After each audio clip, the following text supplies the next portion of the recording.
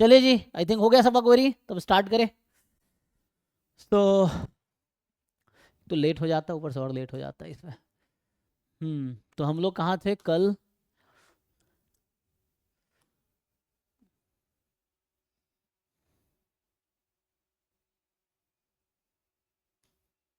Stats ना।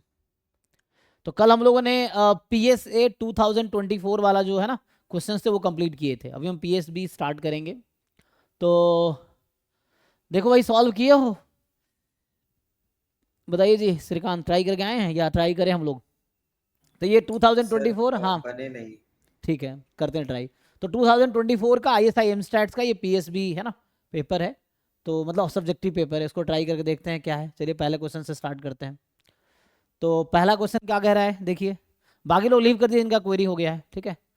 सो MN different है और ए कोई आपके पास M×N की रियल मैट्रिक्स है इस तरीके से कि A ट्रांसपोज A आई है। तो A ट्रांसपोज A आई है, इसका क्या मतलब हुआ? तो A transpose A is I. So इसका मतलब ये हुआ, क्या बोलते हैं इस मैट्रिक्स को? बताइए जी, A transpose A I is what? इस मैट्रिक्स का नाम क्या है? ऑर्थोगोनल। सो मतलब A कोई ऑर्थोगोनल मैट्रिक्स है, ठीक। B1 B2 BM है ना। ये दे रखा है, तो प्रूव करो कि सिस्टम ऑफ लीनियर इक्वेशन, ये जो आपको दे रखा है in unknowns x1 x2 xn has at most one solution. तो एटमोस्ट वन सॉल्यूशन का मतलब है ना, मतलब या तो यूनिक सॉल्यूशन या इनफाइनाइटली मेनी सॉल्यूशन, है ना। यूनिक और इनफाइनाइटली मेनी सॉल्यूशन, है ना, क्योंकि एटमोस्ट है ना, सॉरी उल्टा लिख दिया ना, एटमोस्ट है, सॉरी एटमोस्ट का मतलब हो गया ज़्यादा से ज़्यादा एक सॉल्यूशन होगा। मैं तो एटलीस्ट लिख रहा था, वो ना मिस्टेक हो गया। सो एटलीस्ट, एटलीस्ट का मतलब ना एक या एक से ज़्यादा, ये एटमोस्ट है।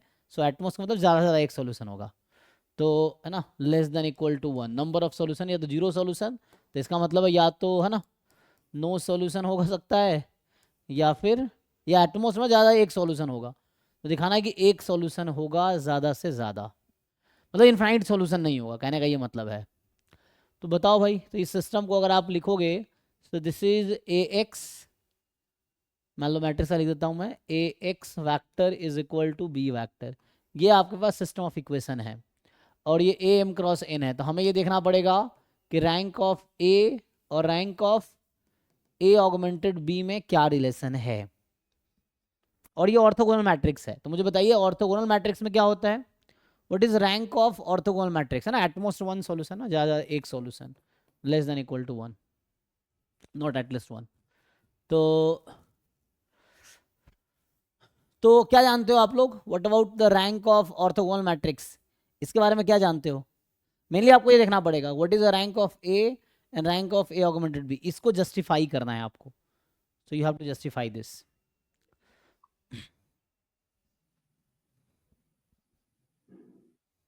बताइए जी बाकी लोग जो लोग हैं। So what is rank of orthogonal matrix, rank के बारे में क्या कह सकते, कोई रिलेशन है?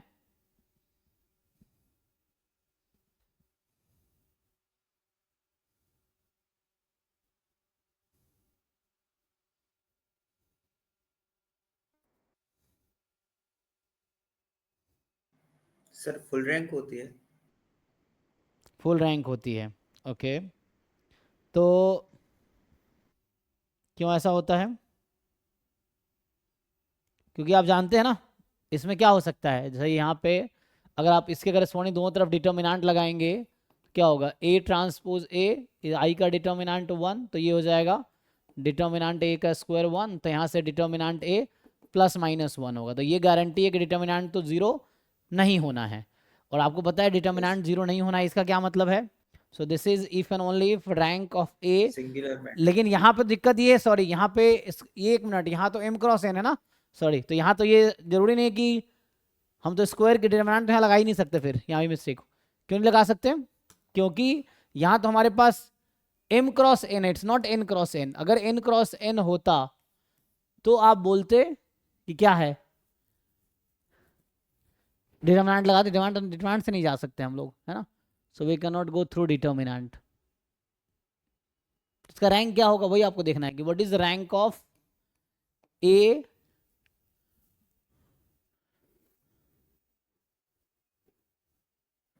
सर फिर तो ऑर्थोगोनल भी नहीं हुई ना। चलो मान लो, हाँ ऑर्थोगोनल फिर तो ऑर्थोगोनल में नहीं है ना, क्योंकि एम एन अगर इक्वल होता तो जाके हम बाकी बात हाँ कर रहे हैं। सर। तो जो मैंने लिखा था कि डिटर्मिना अगर एम एन इक्वल मान लो, डिटर्मिनांट या तो प्लस माइनस वन होगा, तो determinant A is non zero, और नॉन जीरो का मतलब है if and only if rank of A जो होगा वो फुल रैंक होगा, एन हो जाएगा, है ना, इस तरह से, या एम हो जाएगा जो भी आप, क्योंकि एम एन मैं अभी इक्वल लेके चल रहा हूँ, तो मैं अज्यूम कर रहा हूँ कि एम एन इक्वल है, मान लो, ठीक है।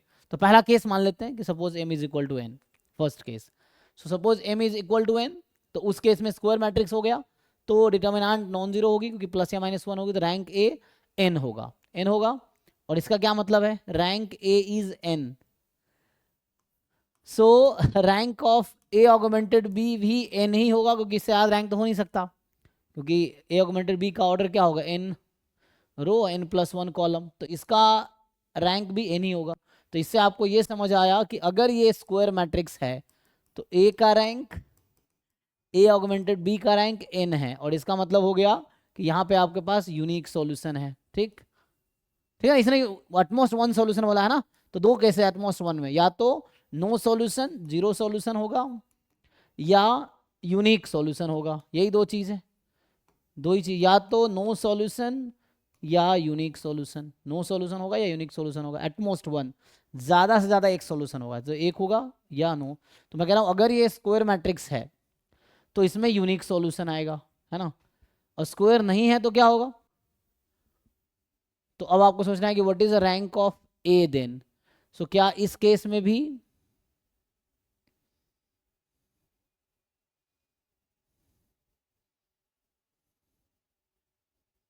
तो ए ट्रांसपोज ए आई है, तो इसका ये मतलब हुआ, ओके, एक थ्योरम होता है कि rank of A transpose A is equal to rank of A, ऐसा कुछ था, देखो एक थ्योरम, ऐसा कुछ थ्योरम आपने पढ़ा है कि ए ट्रांसपोज ए का रैंक और ए का रैंक सेम होता है।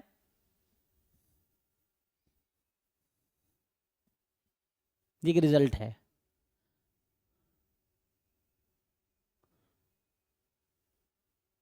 तो ए का रैंक तो यहाँ पे है ना,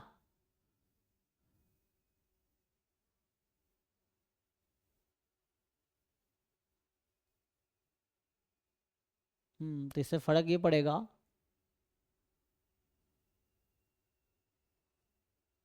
और इसमें मान लो तीसरा केस क्या बचता है, नो इनफाइनाइट सॉल्यूशन का। इनफाइनाइट सॉल्यूशन कब आएगा, ए और ए ऑगमेंटेड बी का रैंक सेम होगा। दूसरे केस में अगर आप लिखोगे तो इसको ऐसा लिख सकते हैं हम लोग कि जो रैंक ए का होगा ना, रैंक ऑफ ए, क्योंकि आपने कहा ना ए ट्रांसपोज ए आई है, तो हालांकि ऑर्थोगोनल मैट्रिक्स हम लोग स्क्वायर के लिए डिफाइन करते थे, स्क्वायर तो नहीं है ये, तो वैसे नहीं बोलेंगे। सो नाउ इसका रैंक किसके इक्वल आएगा, मतलब हमें जस्टिफाई यही करना है कि ए का रैंक या तो ए ऑगमेंटेड बी के इक्वल आ जाए, या दूसरा केस है रैंक ऑफ ए, एक या दो केस हैं, एक केस में यह ऐसा हो कि एन के इक्वल आ जाए ना तभी यूनिक होगा, या इक्वल ना हो, यही दो केस है। तो सोचो क्या होगा। सो अगर एम रैंक है, मान लो एम लेस देन, मतलब यहाँ तीन केसेस, पता है इसको सॉल्व करने के लिए तीन केस लेना पड़ेगा हमें। पहला केस है जैसे मैंने अभी सॉल्व किया, M is equal to N, तो इसमें हमने क्या दिखाया अभी कि रैंक ऑफ ए इक्वल है rank of A augmented B के, और इक्वल है एम एन जो भी इक्वल है, तो इससे ही आ गया यूनिक सॉल्यूशन। ठीक, दूसरा केस होगा कि जब एम मान लो लेस देन एन है, तब जस्टिफाई करेगा, करना पड़ेगा। तीसरा केस है when M is more than N, तो ये तीन केस में आपको जस्टिफाई करना पड़ेगा। तो अभी एक केस हमने किया है, बाकी सोचो क्या होगा अगर एम लेस देन एन है तो क्या होगा।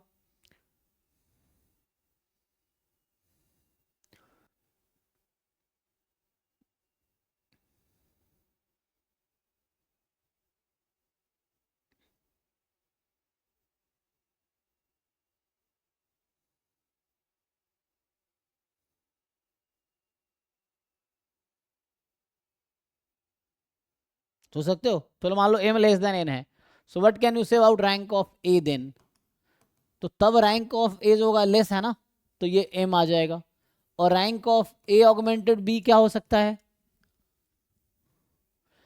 अब वो पता ना, ये अगर दिस कॉलम अगर ये ए के कॉलम के लीनियर कॉम्बिनेशन में हुआ, मतलब ये जो मैट्रिक्स है ना, क्योंकि इसमें कितने कॉलम्स हैं, column there are n columns, है ना। सो अगर this vector is in linear combination of columns of A, then A augmented B का रैंक भी m हो जाएगा, ठीक। एंड उस केस में फिर दोनों इक्वल हो जाएंगे नंबर ऑफ कॉलम्स के, नहीं तो उस केस में नंबर ऑफ, लेकिन जरूरी m होगा ओ, अच्छा अगर ऐसा हुआ तो, बट जरूरी तो है नहीं, ऐसा जरूरी थोड़ी कि ये ऐसा कुछ रिलेशन दिया है, नहीं दिया है, तो इट इज नॉट नेसेसरी कि ऐसा होगा ही, क्योंकि ये आर्बिट्री है, इट्स नॉट फिक्स्ड। तो मतलब हो सकता है कि ये जो हमारे पास है ना, ये m से लार्जर हो सकता है, तो m+1 भी आ सकता है, तो चूंकि ये आर्बिट्री वेक्टर है तो हमें इन जनरल शो करना है ना।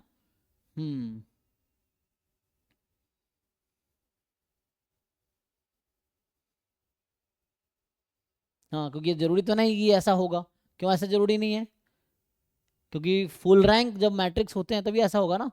तो इट इज नॉट नेसेसरी कि, क्योंकि ए का जो ऑर्डर है ना, order of A will be m×n, and order of A augmented v क्या हो जाएगा, m×n+1, है ना जी। अच्छा,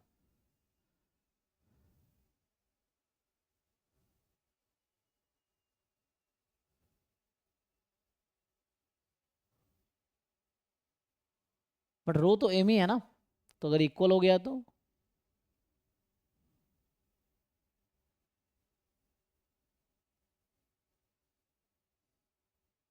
इससे कुछ रिलेशन आएगा, आई थिंक यहाँ से ना कुछ रिलेशन निकालना पड़ेगा हमें रैंक का, कि क्या हो सकता है ना, क्योंकि अरे एक मिनट,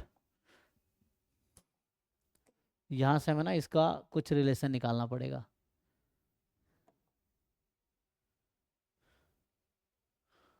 ठीक है ना, तो पहला केस तो ओके है, m=, इसमें कुछ रिलेशन देखना पड़ेगा कि क्या रिलेशन आएगा ए का रैंक और ए ऑगमेंटेड बी के रैंक के साथ। बट ये सिस्टम अभी क्या है, अभी ये सिस्टम है Ax=b। अगर मैं इसमें ट्रांसपोज लगा दूं तो क्या हो जाएगा, या दोनों तरफ मैं ए ट्रांसपोज से मल्टीप्लाई कर देता हूँ, चलो ए ट्रांसपोज Ax, तो यहाँ हो जाएगा ए ट्रांसपोज बी, और ए ट्रांसपोज ए क्या है जी, आई है, तो x आ गया ए ट्रांसपोज बी हो। तो यहाँ सीधा सीधा सॉल्यूशन आ गया। फिर तो देखो एक बार, अगर हमें जो दिया था, ये सिस्टम है, दिस सिस्टम इज, इस सिस्टम को हमने लिखा है Ax=b। अब मुझे इसको यूज करना था, ठीक है, तो इसको यूज करना था, मैंने क्या किया, दोनों तरफ ए ट्रांसपोज से दोनों तरफ मल्टीप्लाई कर दिया।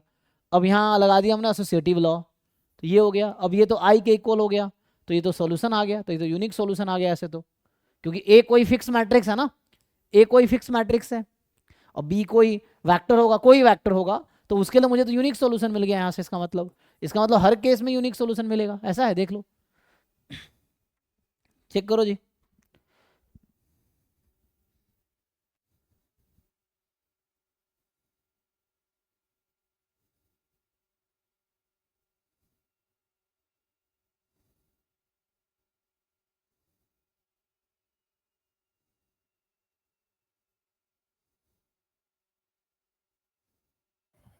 सर इस क्वेश्चन में मतलब हम ये सपोज तो कर सकते हैं ना कि इसकी रैंक तो हमेशा फुल ही रहेगी। Full in the sense what, क्योंकि स्क्वायर मैट्रिक्स नहीं है ना, तो कैसे बोलेंगे एम या नहीं सर, एन। पर ये होता है ना कि मतलब जैसे A transpose into A hmm equals to rank of A hmm for any A belongs to M into N matrix, hmm ये होता है ना। तो ए ट्रांसपोज ए अपने पास आई है ना, हाँ और आई में भी शायद वही होता है कि रैंक फुल ही होती है। हम्म आई का डिमांड 1 है तो फुल ही होगा। हम्म। ठीक है, तो इसका मतलब यही नहीं, हमने सॉल्व कर दिया, ये फुल रैंक रैंक के तो जाने की जरूरत नहीं है, इससे ये हो गया यूनिक सॉल्यूशन है, और यूनिक सॉल्यूशन का मतलब है एटमोस्ट वन सॉल्यूशन, यही ना। तो मतलब सॉल्यूशन एक से ज्यादा नहीं होगा, ये कहना ही चाह रहा ना, एटमोस्ट वन सॉल्यूशन मतलब क्या, solution will not be more than one, so this is a solution. Subjective में इतना ही लिखना काफी है, मुझे लगता है ये हिंट था, क्योंकि रैंक के थ्रू जाएंगे बहुत कॉम्प्लिकेटेड प्रॉब्लम हो जाएगा, तो I think this is a better way, ax b है, ट्रांसपोज कर दिया x, and this is a unique matrix, ये कोई मैट्रिक्स यूनिक आएगा for a given b and for a given a, this will be a unique matrix and that is the answer. So you have a unique solution, that's all, यही answer है इसका, ज्यादा कुछ नहीं करना है. तो रैंक के थ्रू जाओगे, बहुत डिफिकल्ट 3 केस में सॉल्व करना पड़ेगा, बहुत कॉम्प्लिकेटेड था. So this is the easier way, तो ये आंसर है इस क्वेश्चन का. ठीक है, so this system has unique solution and solution is A transpose B and that's why this system has at most one solution, hence proved. ये हो गया. ठीक है. सर जैसे अगर कोई सब्जेक्टिव क्वेश्चन है ना, हाँ हमसे एग्जैक्टली नहीं बन रहा है, हाँ ठीक है, जैसे अगर ये वाला था, अपन जी, ने ट्राई स्टार्टिंग में जो ऑर्थोगोनल समझ लिया था, समझ लिया था जैसे एग्जैक्टली हमें ये हाँ. सब कुछ भी नहीं आता, बस हमें ऑर्थोगोनल और स्क्वायर मैट्रिक्स का आता है, हाँ तो सर उसको लिखा है एग्जाम में? हाँ लिख सकते हैं, मुझे लगता है गलती उसमें गलत थोड़ी है, क्योंकि मार्क्स कटेंगे थोड़ी, सब्जेक्टिव में डिडक्ट नहीं होंगे, बढ़ेंगे ही. हाँ मतलब अगर आपने सेफ कुछ, खेलने के लिए तो अच्छा हाँ ही है ना, मतलब एग्जैक्टली करके ही अगर आना आपने चाहिए। कुछ हद तक सही लिखा है और वो जितना आपने लिखा उससे इंप्रेस होते कि यहाँ तक ठीक है, तो कुछ मार्क्स तो मिल सकता है, ये चीज़ है. नहीं मतलब जो जैसे कोई चेक कर रहा है तो उसका ऐसे दिमाग खराब तो नहीं होगा कि मतलब पहले क्वेश्चन में इसने कुछ भी, मतलब एक होता है ना कुछ बच्चे जो कुछ भी लिख कर आते हैं, तो नहीं नहीं, जैसे कुछ अगर आप कुछ चेक भी कर रहे लिखना तो हो। गलत है ना. आप इस क्वेश्चन से रिलेवेंट लिखो ना, जैसे हम सोच रहे थे कि ठीक है हाँ। वैसा समझ लो, उससे कोई दिक्कत नहीं, आप जहां तक जा पाते हो वहां तक लिख के आओ, और ये अच्छा है. हाँ. Okay sir. हम्म. चलिए इसको ट्राई करते हैं. तो ये जो क्वेश्चन है सेकेंड वाला, ये कह रहा है कि देखो क्वेश्चन बहुत मुश्किल नहीं होता, बस आपको सोचना है एक सिंपल तरीके से. ये क्वेश्चन है, use the identity N square plus 2n plus 1 is equal to n plus 1 whole square to prove that the set of set S, S क्या है, set of order pair X Y such that X square plus Y square is 1. तो मतलब ये X rational number है, Y भी rational number है, और X square plus Y square 1 है. तो इस सेट के पास इन्फिनाइटली मेनी एलिमेंट्स हैं, मतलब there are infinitely many elements जो इसको सेटिस्फाई कर रहा होगा.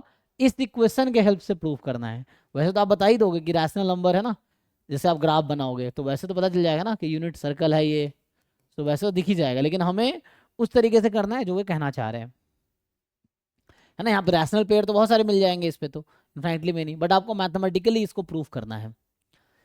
तो बताओ क्या कर सकते हैं.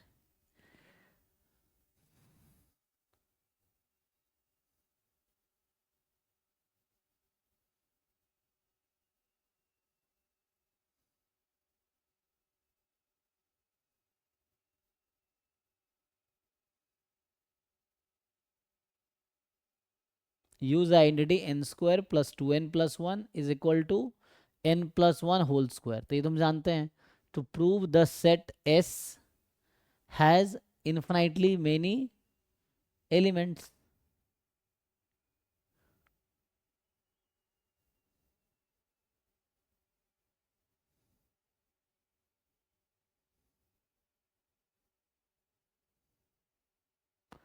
तो रैशनल का क्या डेफिनेशन, मान लो x रैशनल नंबर है ना, तो x is some p1 upon q1, जहाँ p q इंटीजर है, ये होता है ना, या m अपॉन n टाइप का समझ सकते हो, m बाई n है ना. अगर चाहो तो ऐसा भी लिख सकते हो कि x is some kind of m by n and y is m by n, है ना. सो मान लो m1 बाई n1 ऐसा हो जाएगा, m2 बाई n2 ऐसा हो जाएगा. If you put it so क्या होगा, so x square plus Y square, तो इसको अगर पुट करें यहाँ पे हम, सो एम एन इंटीजर है, ठीक है ना. So m one square by n one square, M two square by n two square is equal to 1.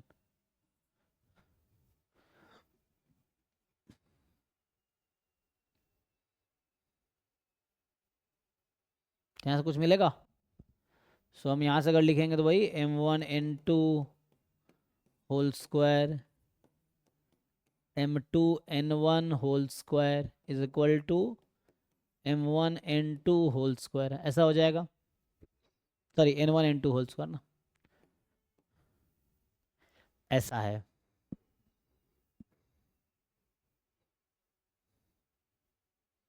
मैंने कुछ दिन पहले बताया था, उसको सॉल्व किया था अभी. सो अगर मैं इसको ऐसा करूं,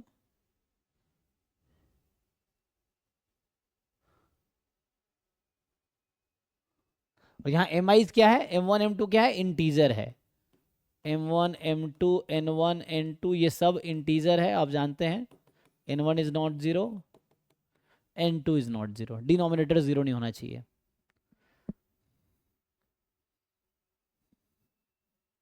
सर ये भी लिखना है ना हमें सब्जेक्टिव में, मतलब बिल्कुल इसी वे में, हाँ हाँ हाँ, जो भी लिख रहे हो उसको लिखना पड़ेगा। मतलब ऐसे एक्सप्लेन करना। हाँ, अब आपको बताना है कि ऐसा कैसे होगा, बताओ। तो a square plus b square is equal to c square, ऐसा टाइप का आ गया ना ये तो ये तो पाइथागोरस टाइप का आ गया, लेकिन हमें वो यूज़ करना है।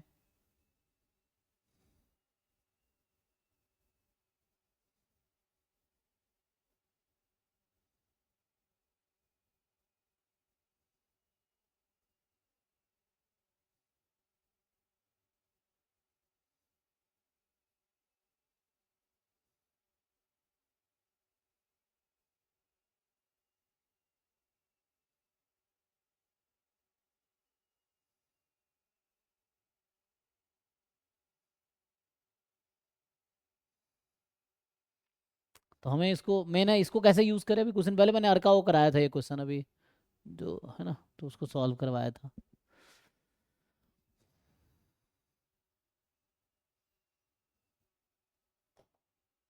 बताओ भाई, सोचो क्या कर सकते हैं इसको।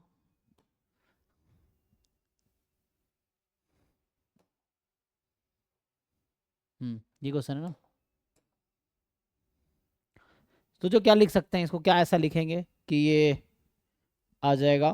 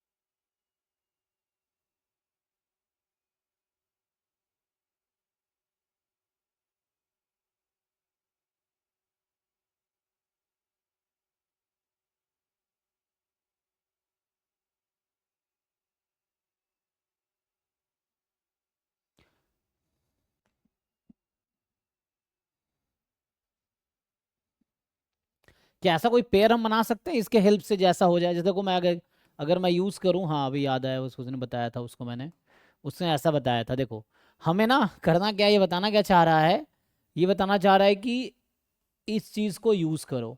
तो अगर मैं n+1 से डिवाइड कर दूं तो क्या हो जाएगा, n/n+1 होल स्क्वायर 2n+1/n+1 इसका whole square is equal to 1, ऐसा कुछ हो जाएगा। एंड नाउ, ठीक, तो ये मेरा x टाइप का हो गया। सो x, this is something like x² + y, क्योंकि मुझे डायरेक्टली वही यूज़ करना है, तो मैं ऐसा करता हूँ, हमने n+1 से डिवाइड किया एंड ये हो गया। अब आपको सोचना है कि x², तो x की वैल्यू तो ये आ गई n/n+1, और y की वैल्यू आप ध्यान से देखोगे तो आपको लगेगा अच्छा, तो रूट में रहेगा 2n+1 और अपॉन में n+1 होल स्क्वायर, इसको खोल भी सकते हो। सो 2n+1 अपॉन n+1। अब क्वेश्चन ये है, क्या आप ये देख के मुझे बता सकते हैं कि how many different choices of n you have so that x and y are rational. आपके पास कितने चॉइसेस हैं n की, ताकि x रैशनल हो जाए एंड y रैशनल हो जाए। तो वही इस क्वेश्चन का आंसर है, how many choices of n। तो ये तो कह रहा है कि मैं ये कह रहा हूं कि x जो है n/n+1 is rational for all n belongs to natural number, इसमें तो कोई दिक्कत नहीं है। या इनफैक्ट जैसा कुछ भी हो सकता है। फॉर एनी इंटीजर, जस्ट -1 को छोड़ दो चाहो तो, for any integer which is not equal to -1 यहाँ पे। तो इस ये x एक रैशनल नंबर है जो कि इस इक्वेशन को सेटिस्फाई कर रही है अभी एक साइड की, एंड y इज दिस। अब क्वेश्चन है how many choices you have so that this becomes rational number, कितने चॉइसेस आपके पास आएंगे ये बस जानना है। कुछ एग्जाम्पल बताओ। ये this is rational number for how many choices of n, question is this. तो मेरे पास बहुत सारे चॉइसेस है ना। जब ये मान लो 9 हो जाए तो 9 कब होगा, जब n की वैल्यू 4 होगी, 4। जब ये 25 हो जाए तो n की वैल्यू क्या होगी, 12।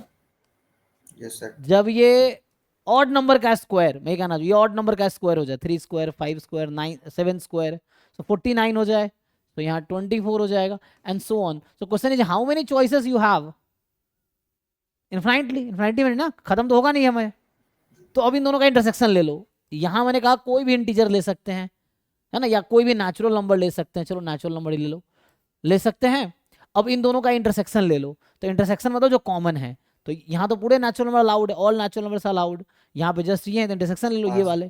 तो ये इससे ये वाले आ प्रूव हो जाएंगे। गया कि I have this rational number and this rational number for n is equal to this many, 4 12 24। I think 6 का मल्टीपल हो रहा है क्या, ऐसा कुछ, 4 3 12 जो भी है ना, तो आगे देखना पड़ेगा। मैं कह रहा हूँ ये ऑड मल्टीपल का स्क्वायर हो जाएगी, 3 स्क्वायर हो जाए, 5 स्क्वायर 7 स्क्वायर 9 स्क्वायर 18, है ना, मतलब उसके बाद 11 square 13 square, so that square खत्म हो जाए, है ना, वैसा हो जाए। क्योंकि ये ऑड नंबर है ना, अभी 2n+1 ऑड नंबर, n आपको इंटीजर ही लेना पड़ेगा। तो क्या इंटीजर लोगे ताकि ये परफेक्ट स्क्वायर हो जाए, तो ये कभी इवन तो बनना नहीं था, 4 तो कभी बनेगा नहीं ये, तो ऑड नंबर बनाए जा सकते हैं 2n+1, और वो वाले ऑड नंबर जो परफेक्ट स्क्वायर हो। तो this is a proof actually.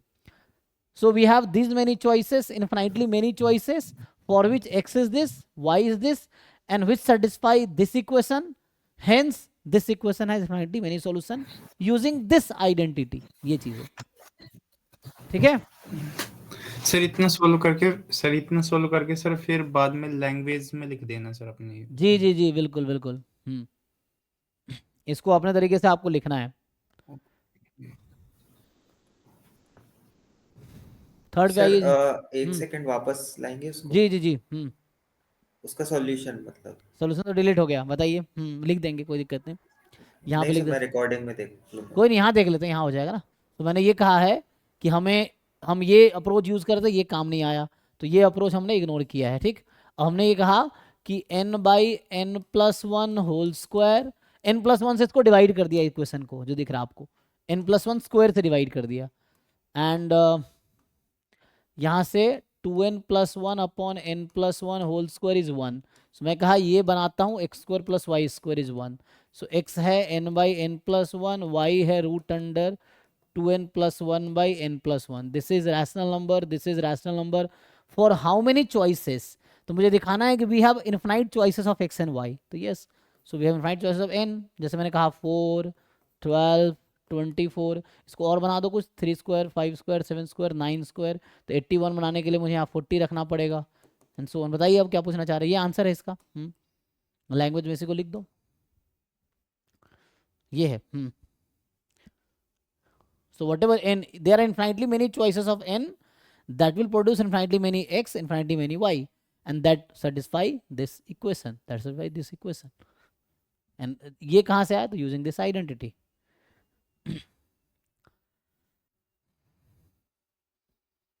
Okay, चलिए। Yes sir. हाँ, नेक्स्ट पे आते हैं। सो नेक्स्ट क्वेश्चन जो है ये वाला पढ़िए, थर्ड क्वेश्चन। सो अ बॉक्स कंटेनिंग 7 इनडिस्टिंग्विशेबल, मतलब डिफरेंट, है ना, सॉरी इनडिस्टिंग्विशेबल, डिस्टिंग्विश मतलब डिफरेंट ना, इनडिफरेंट आइडेंटिकल, सेम। हाँ आइडेंटिकल ना, same.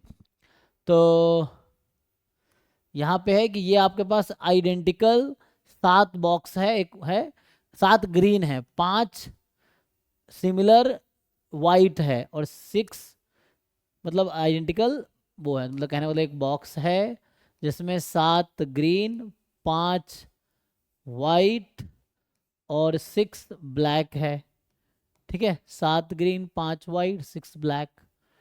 Suppose balls are drawn using simple random sampling with replacement, ठीक है, सिंपल रैंडम सैम्पलिंग बताएं कि each unit has equal chances of being selected. तो with replacement until balls of all colors are obtained। अच्छा, तो अब क्या कर रहे हैं, विथ रिप्लेसमेंट एक एक बॉल ड्रॉ कर रहे हैं तब तक जब तक कि balls of all colours are obtained, मतलब सारे कलर के बॉल ना आ जाए, तो मतलब तब तक ड्रॉ करेंगे जब तक कि ग्रीन रेड है ना, जो भी है क्या क्या है, ग्रीन वाइट ब्लैक तीनों ना आ जाए, तब तक ऑब्टेंड करें। मान लो ऐसा हुआ कि पहला ग्रीन आया, दूसरा वाइट, तीसरा ब्लैक, वर्क इज डन, मतलब तीनों कलर्स के बॉल आ जाए बस, तब तक ही ड्रॉ करना है।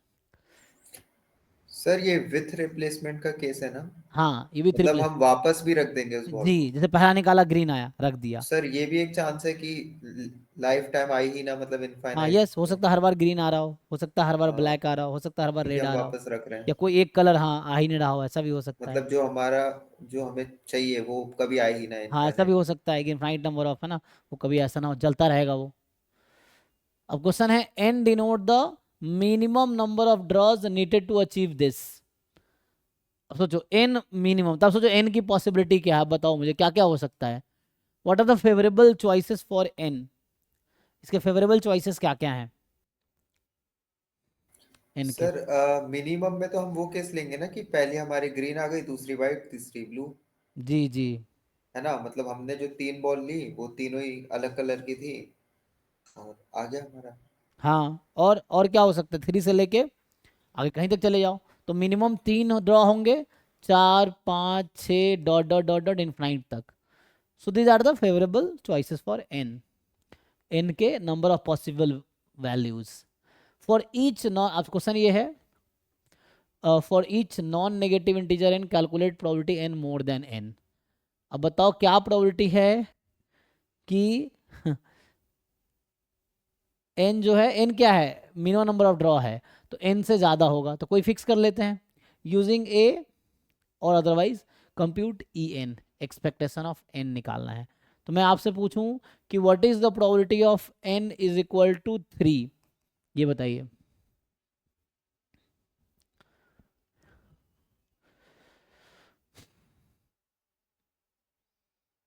बताइए क्या आंसर हो, क्या लगता है आपको।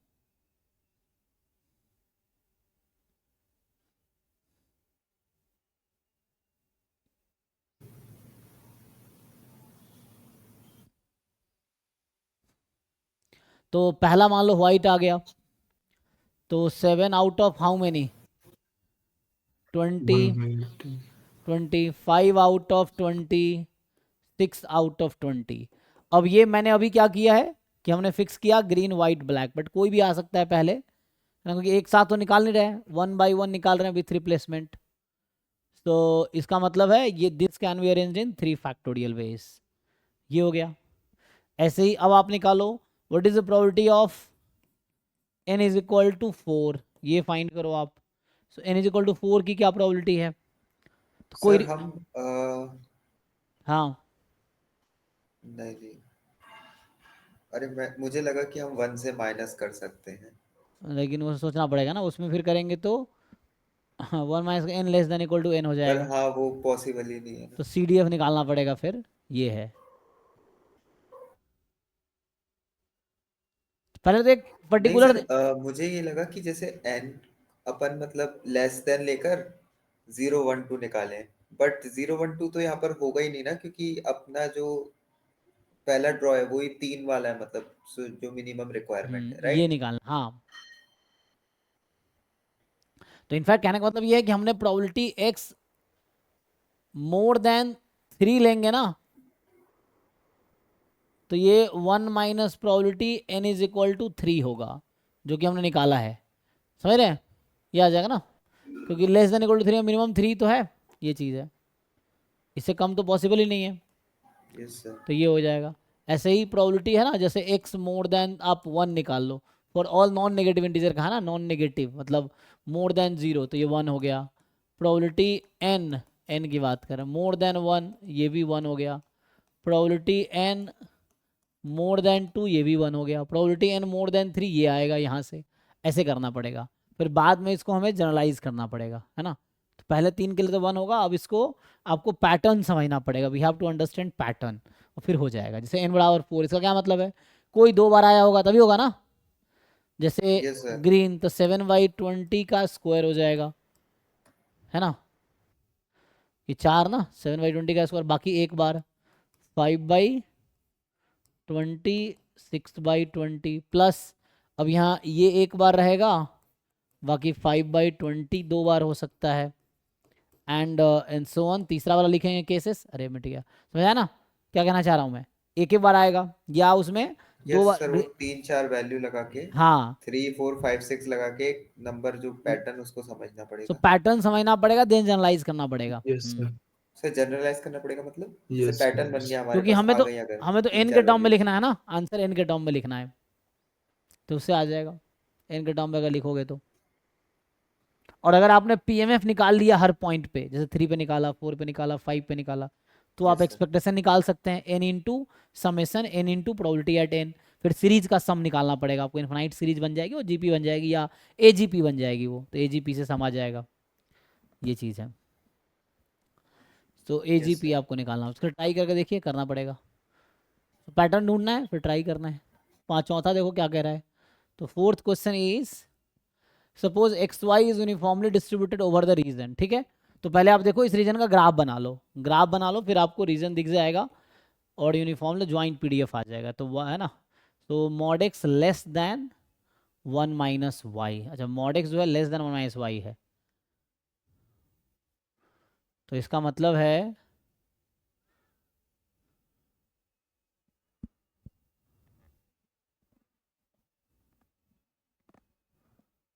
ना, तो मतलब इसका क्या मतलब है यहाँ से कि mod X plus Y less than 1, ये ना।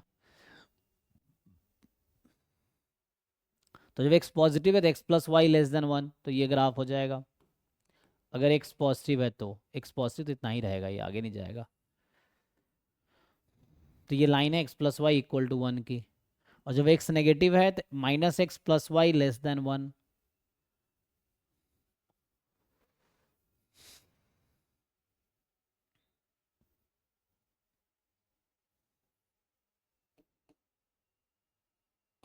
तो ये ऐसा कुछ लाइन होगा। तो कहने का मतलब ये है कि मैं अगर ग्राफ बनाऊँ ठीक से अब, तो ये है minus X plus Y equal to 1, ये लाइन है X plus Y equal to 1, ठीक। एक बार मान लिया एक्स पॉजिटिव, एक बार एक्स नेगेटिव, एक बार एक्स पॉजिटिव, एक बार एक्स नेगेटिव, है ना। तो ये हो जाएगा, तो ये आगे तक जा सकता है ऐसे। तो वाई 0 से 1 में दे रखा है, तो वाई की वैल्यू 0 यहाँ है और वाई 1 यहाँ है, ठीक है। तो मतलब ये वाला आपका क्या बोलते हैं इसको, सपोर्ट है, ठीक है। देखो ये सपोर्ट होगा, देख लो, क्योंकि मॉड एक्स जो है वो लेस देन 1 - y है।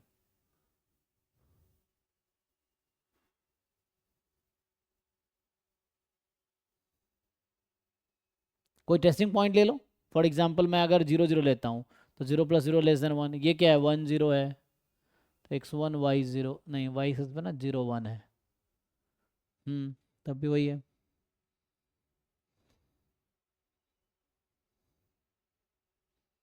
ओके जी, मैंने क्या किया है, एक बार मैंने x है ना इसको लिखा x plus Y less than 1, ये कब होगा जब x पॉजिटिव ले रहे हो, और एक होगा minus X plus Y less than 1 for जब y आप x जब नेगेटिव ले रहे हो, ठीक है ना।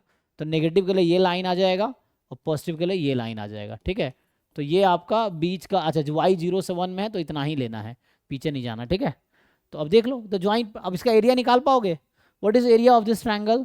तो ये 0 है, इधर 1 होगा और नहीं होगा ना ये, और इधर -1 है, तो ये लेंथ कितना है 2 है, तो बेस 2 है और हाइट 1 है, so half into base into height, तो 1 ही आ गया।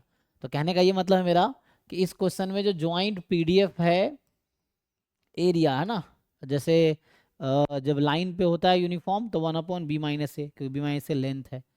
अगर 2D पे है तो 1/एरिया, है ना। तो यहाँ एरिया 1 है, तो ये 1 हो गया ओवर दिस रीजन कि y बिटवीन 0 एंड 1, एंड यहाँ से आ गया आपके पास, सो मॉड x जो है बिटवीन 0 एंड 1 - y, या वही बात है y plus mod x less than 1, ठीक। एंड नाउ अब आपको इसका पीडीएफ निकालना है, ठीक। सो पीडीएफ निकालना है तो क्या होगा, तो इसे सीडीएफ से कर लो, पहले सीडीएफ निकाल लो फिर पीडीएफ आ जाएगा। सीडीएफ निकालना आता है,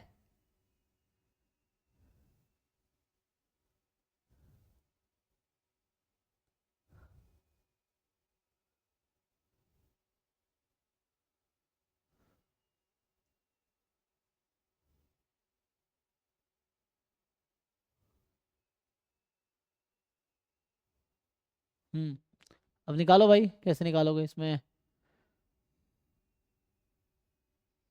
ये ज्वाइंट पीडीएफ आ गया, तब ज्वाइंट से नहीं आ जाएगा। अब सीडीएफ से करेंगे सही रहेगा वैसे। जैकोबियन लगाने के लिए वो चाहिए ना, जैकोबियन में दिक्कत आएगा, 2 पार्ट होगा।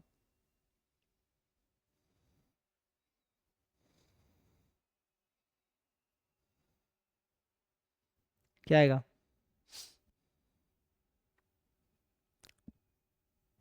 तो सीडीएफ से जाओ, बेटर है, ठीक है ना। तो अगर मैं सीडीएफ से निकालूं इसको,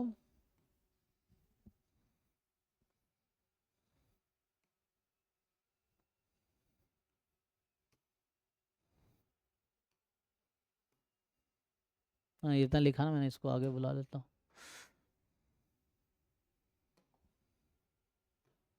देखो तो मैं ये कह रहा हूँ, ये तो इसको इग्नोर करो ना, मेन हमारे पास ये है।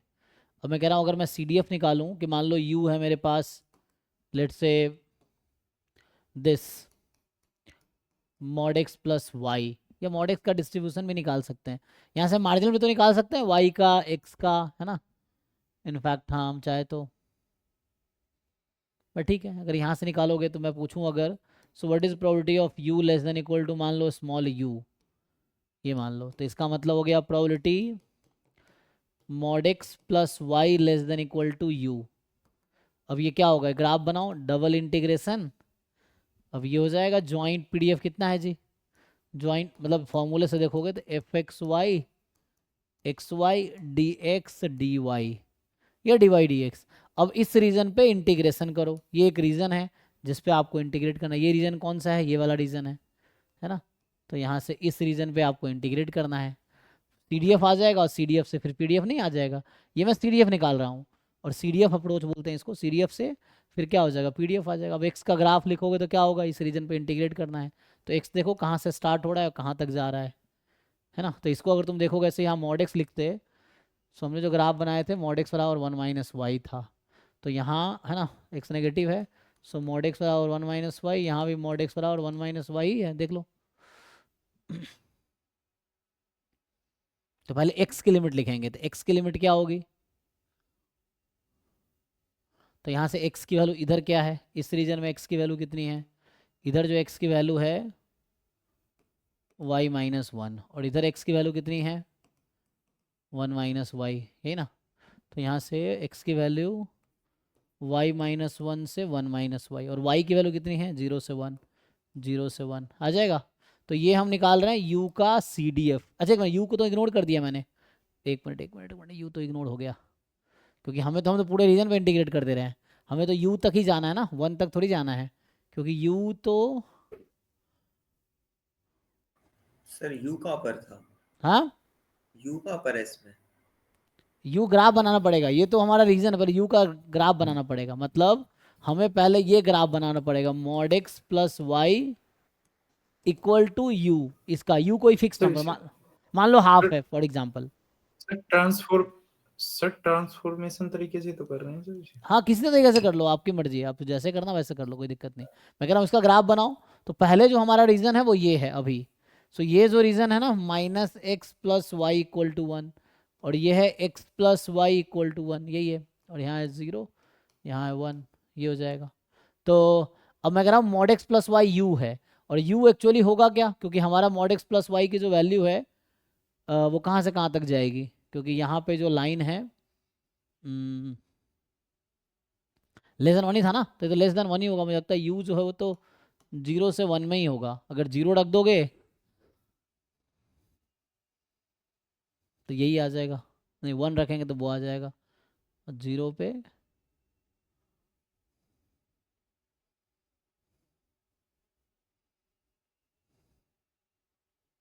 चलो अभी के लिए मैं अगर आपको समझने के लिए बताऊं कि मान लो u हाफ है फॉर एग्जांपल, कि लेट से u को मैंने हाफ रख दिया, तो क्या बनेगा region, can you make graph of this mod x plus Y is equal to half, इसका ग्राफ क्या होगा, जस्ट समझने के लिए कि u को अगर मैं हाफ रख देता हूँ, तो यहाँ से लिमिट, तो यहाँ लिमिट बस ठीक करना आपको, यहाँ लिमिट लिखने में है ना गलती है, इसमें बस आपको लिमिट, ये जो लिमिट है ना इसको ठीक करना है, लिमिट लिखने में थोड़ी समझदारी दिखानी होगी, बाकी हो जाएगा, ठीक है ना। वहाँ तो यही अप्रोच, बट उससे आ जाएगा। तो क्या होगा ये देखो, यहाँ पे बता देता हूँ, जैसे मान लो हाफ ले लिया मैंने, तो इसका ग्राफ बना सकते हैं मॉड एक्स। फिर से वही एक्स अगर पॉजिटिव है तो X plus Y is half, ठीक है, तो हाफ हाफ हो जाएगा। यहाँ जैसे 1 हाँ है सर, ये, इसका हाफ हो जाएगा है ना, सब जगह से, तीनों जगह तो से। यहाँ हाफ और यहाँ हाफ रहेगा, तो ये लाइन बनेगी, और जब माइनस कर दोगे तो ये बन जाएगी। तो ये रीज़न रहेगा। तो जब हाफ रखा तो ये है, तो u होने से क्या चेंज आएगा, अब देखिए u होने से क्या चेंज होगा, u हो जाएगा ये। तो अगर u होगा तो यहाँ पे u होगा, यहाँ माइनस u होगा, यहाँ पे u होगा, ये होगा ना। देखिए, तो आपको इस वाले रीजन पे इंटीग्रेट करना है। तो ये u है ना, तो यहाँ पे है ये ग्राफ है x plus Y is equal to U, ये ग्राफ है minus X plus Y is equal to U. अब इस वाले रीजन पे आप इंटीग्रेट कर लो, तो जो मैं कह रहा था आपको, तो अब x की लिमिट क्या होगी, तो x की लिमिट यहाँ से स्टार्ट होगी, तो x की लिमिट होगा u y माइनस यू, तो यहाँ से स्टार्ट होगा y माइनस यू से u माइनस वाई तक। देखते हैं y माइनस, यहाँ से x की वैल्यू क्या आएगी, u माइनस वाई ना, हाँ ठीक है। तो ये हो गया कि y माइनस यू से u माइनस वाई, और x की लिमिट कितनी होगी, पहले x से तो लिखा है, y की लिमिट कितनी होगी, y यहाँ कितना 0 से u, तो ये कर लीजिए 0 से u, तो ये आ गया CDF ऑफ u।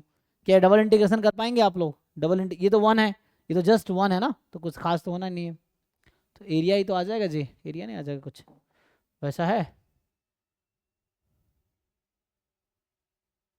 हाँ करो इसको सिंप्लीफाई करो जरा क्या आता है, तो 0 से u, इसको सिंप्लीफाई कर लो, u माइनस वाई से y माइनस यू कितना आ जाएगा, 2u स्क्वायर है होगा, y कट जाएगा। फाइन आंसर आ गया 2u स्क्वायर।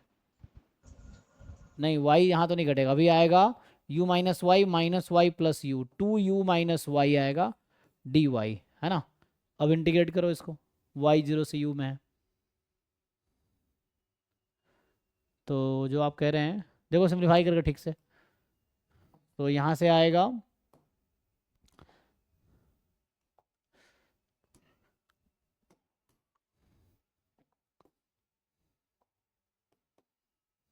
करो जी इंटीग्रेट, तो ये बाहर है u y minus Y square by 2, अच्छा आप ये बता रहे थे, तो यहाँ से आ जाएगा 2 time you square minus you square by 2, यही आएगा, तो यू स्क्वायर बाई 2, तो फाइनल यू स्क्वायर आ गया ना, यू स्क्वायर बाई 2 और 2 कट जाएगा, तो CDF ऑफ u हमने निकाल लिया जी, वो आया यू स्क्वायर, तो PDF ऑफ u क्या आ गया, u ही 2u आ गया, u बिटवीन 0 एंड 1 होगा, ये आंसर है आपका जी जो चाहिए था, यही क्वेश्चन पूछा गया था, क्योंकि u हमने नाम दिया उसको ना, हमने u नाम दिया है इसको,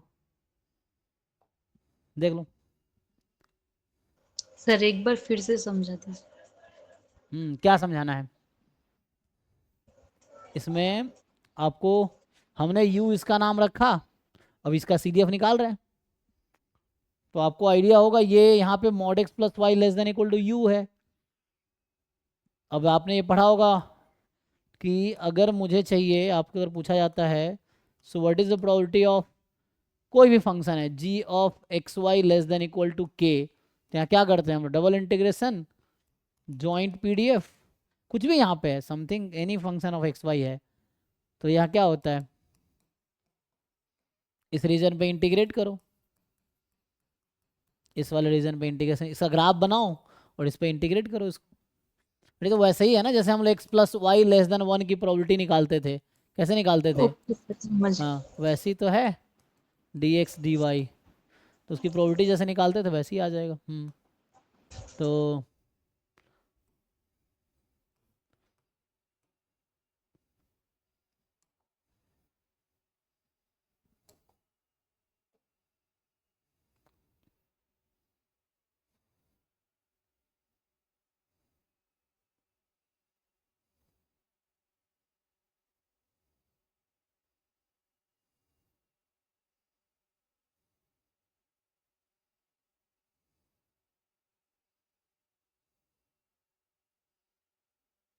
ठीक है, अभी यहीं स्टॉप करते हैं आज, अभी नेक्स्ट क्लास का टाइम हो गया, 9 बजे से क्लास थी, तो आज 4 क्वेश्चन सॉल्व किया, आप ठीक से कर लीजिए, अगले क्लास में मिलते हैं, अभी यहीं स्टॉप करते हैं, थैंक यू, अगले क्लास में इसको कंटिन्यू